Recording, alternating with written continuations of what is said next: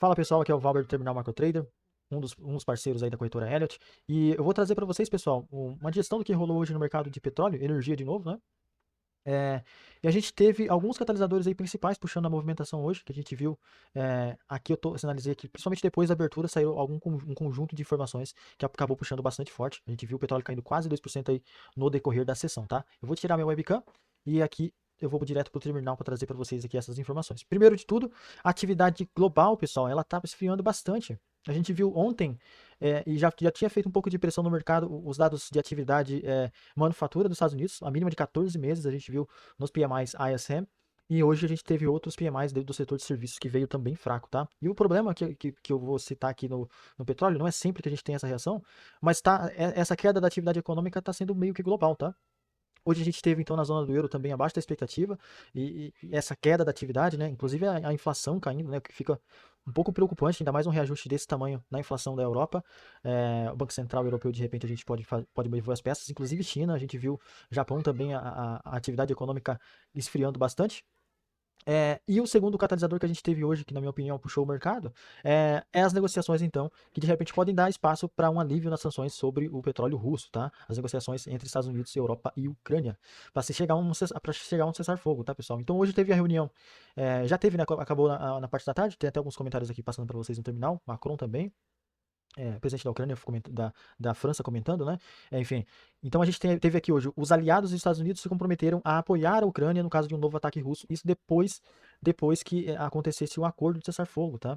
E aí a gente vê que isso é interessante, porque no contexto os Estados Unidos não estavam tão disponíveis assim para ajudar nessa defesa, tá? Os Estados Unidos ajudando nas garantias de segurança ali de maneira mais ativa, de repente, dentro do território da Ucrânia, essa informação pelo menos que a gente tinha até amanhã, os Estados Unidos um pouco mais ativo significa que, ó, pode existir um pouco mais de pressão e dar um pouco mais de alívio, um pouco mais de pressão sobre a Rússia e um pouco mais de alívio para a Ucrânia, para que a Ucrânia de repente ceda um pouquinho e no fim das contas a gente chegue no fim do conflito, né? E aí depois a gente já viu o mercado de petróleo pressionado aqui, com mais ou menos o horário que saiu aqui os dados de atividade fracos novamente. Saiu essa informação, então, de que os Estados Unidos estariam mais comprometidos aí para apoiar a Ucrânia no caso de um novo ataque russo, tá? Num acordo depois que um cessar-fogo fosse definido. E aí depois a gente teve essa informação aqui, ela veio de fontes, né? Fontes da Reuters, se não me engano. E depois a gente teve uma entrevista do embaixador dos Estados Unidos na OTAN, o Whitaker, e ele disse o seguinte, pessoal, bem interessante. É, o progresso que o mercado tinha, só para atualizar rapidinho aqui, até o final do ano, tinha algumas autoridades dos Estados Unidos que estavam falando que já tinha 90% do caminho andado para que chegasse a um acordo para acabar com a guerra da Ucrânia, tá? E hoje a gente teve, então, a reunião da coalização ali, com essas informações vazando dos Estados Unidos ali, um pouco mais disponíveis a cooperar nessas garantias de segurança para a Ucrânia, que são extremamente relevantes, né? Né, são um próximo passo aí para que de repente chegue cada vez mais próximo aí cada vez mais próximo de um cessar-fogo. E hoje teve, então, o embaixador dos Estados Unidos na OTAN, o Whitaker falando que eles estão muito avançados e que o mundo pode estar à beira de um acordo de paz, e hoje fez pressão, né? E aí os Estados Unidos hoje estava fazendo essa conversa, representado pelos enviados ali, o Witkoff e o Kushner, né?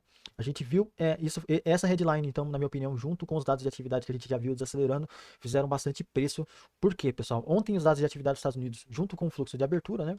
Tem que contar um pouquinho com o volume, com a volatilidade, né, que a gente tem. Logo depois da abertura, a gente teve ontem os dados na mínima de 14 meses, né, que a gente viu dos PMIs ISM de manufatura ontem dos Estados Unidos, fazendo bastante pressão aqui, principalmente depois da abertura. O petróleo caiu aqui, né? Chegou a fazer quase 1% de queda. Quase 60 centavos ali de queda, né? Eu tô falando aqui da referência contrato futuro do petróleo americano. E hoje, de novo, né? O setor de serviços geralmente roda um pouquinho mais quente. A gente viu esfriando de novo. Outra sinalização, outro indicador econômico de atividade.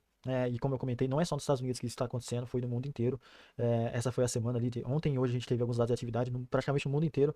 É, Veio abaixo da expectativa os dados. E ainda saiu essas informações, então, sugerindo que poderia estar rolando um cessar-fogo na Ucrânia, né? Um cessar-fogo na Ucrânia, inevitavelmente, significa uma pressão a mais sobre a oferta de petróleo global vindo da Rússia, né? Um alívio das sanções, ao mesmo tempo em que você tem a demanda afetada, então, por essa queda na atividade econômica que, inevitavelmente, também faz uma pressão negativa sobre o petróleo, né?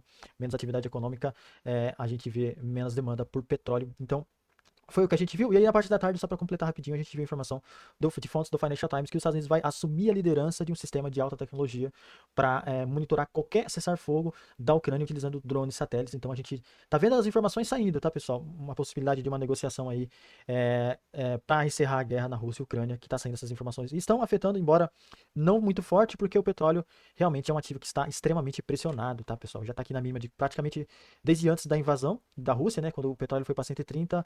Ano passado caiu quase 20% e segue essa pressão bastante forte. Como eu comentei, existem os temores sobre oferta, mas também existem os temores sobre a demanda. Então é meio que dois fatores que pressionam o petróleo aí. E a gente tem visto o cessar-fogo da Ucrânia agora saindo bastante nas notícias e impactando, no mínimo, fazendo uma pressão aí sobre os preços, né? E aí hoje a gente teve então os dados de atividade culminando nessa queda um pouco mais forte que a gente teve hoje do petróleo. Beleza, pessoal? Além disso, né, só para completar, ontem a gente também teve o primeiro pregão, né, depois da operação dos Estados Unidos na Venezuela, que também implica naquele risco de uma maior oferta de petróleo a longo prazo, né? Não teve aquele choque de curto prazo. E são ambos, né? Rússia e Venezuela ali um alívio de sanções. Os dois países podem estar mais disponíveis, mais preparados aí para exportar mais petróleo no mundo que tem lá suas dúvidas sobre a demanda, beleza? Pessoal, mais informações sobre isso e o mercado está acompanhando realmente, está saindo aqui mais informações sobre essa negociação, né? Esse apoio, essas garantias de segurança para que de repente no futuro a gente veja o fim da guerra da Ucrânia e o mercado de petróleo é um dos principais realmente para a gente acompanhar, com a Rússia sendo o grande produtor global, um dos grandes produtores globais aqui, tá? Federação Russa no ano de 2024, caiu um pouquinho a produção por conta das sanções também, 10 milhões de barris por dia, e ontem eu comentei para vocês da Venezuela que produzia 1 milhão de barris com potencial de crescer para muito mais. Beleza, pessoal? É isso, espero que eu tenha ajudado vocês aí a dar essa atualizada, o mercado segue acompanhando então a possibilidade de cessar fogo na Ucrânia. Acessem o terminal, link tá na bio de todas as nossas redes aí. Valeu, tchau, tchau, obrigado.